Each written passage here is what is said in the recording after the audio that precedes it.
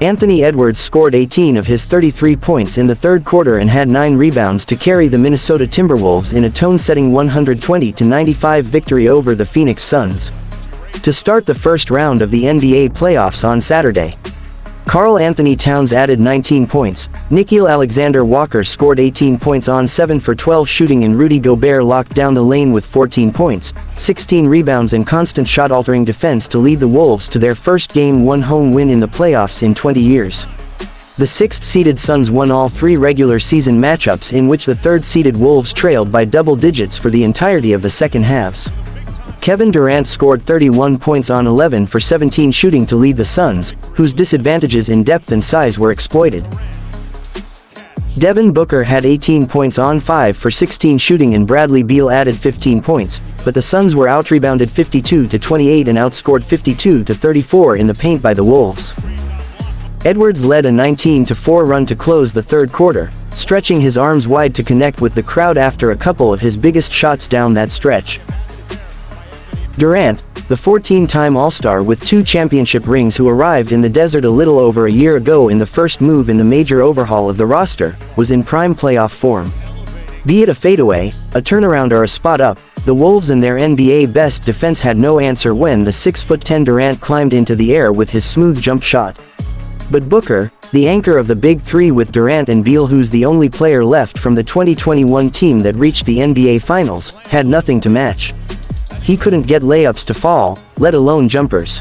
Grayson Allen, the league's leading three-point shooter, missed all 3 of his shots and had just 4 points before leaving with a sprained ankle that puts his availability for Game 2 in question. The Wolves had sellouts for every home game this season for the first time since they moved into Target Center 34 years ago.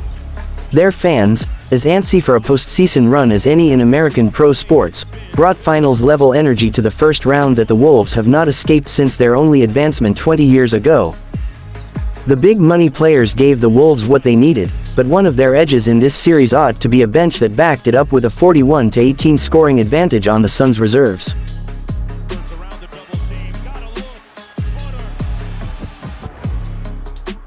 Jalen Brunson and Josh Hart each scored 22 points. Deuce McBride led a huge effort by New York's backups with 21, and the Knicks beat the Philadelphia 76ers 111-104 on Saturday night in Game 1 of their Eastern Conference first-round series.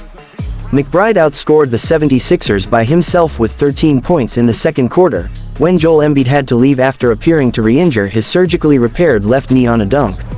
He returned and rallied the 76ers into the lead in the second half, but Josh Hart hit a couple big three-pointers in the fourth quarter to help the Knicks pull it out.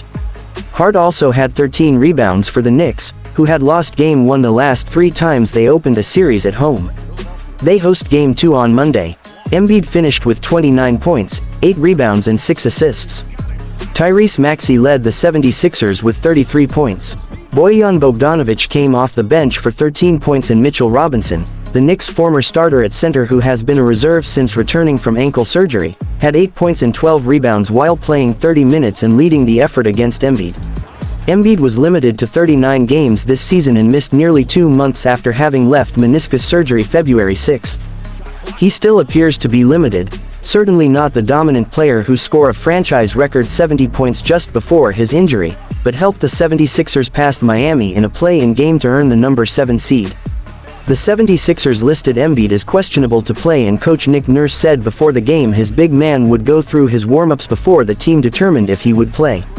He did well when he was out there, but the Knicks had far better balance on the roster of their first team to win 50 games since they were 54-28 in 2012-2013.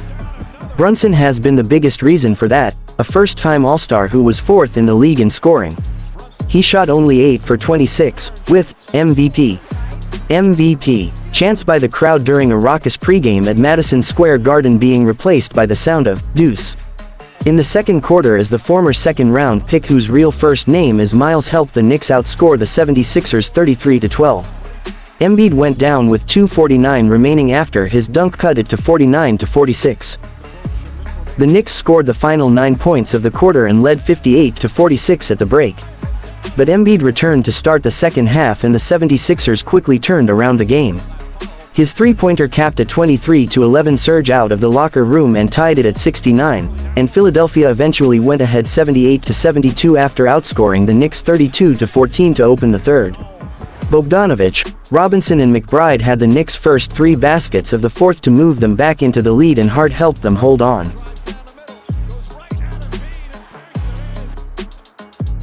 Nikola Jokic had 32 points and 12 rebounds, and the defending NBA champion Denver Nuggets powered past LeBron James and the Los Angeles Lakers 114-103 in their Western Conference playoff opener Saturday night.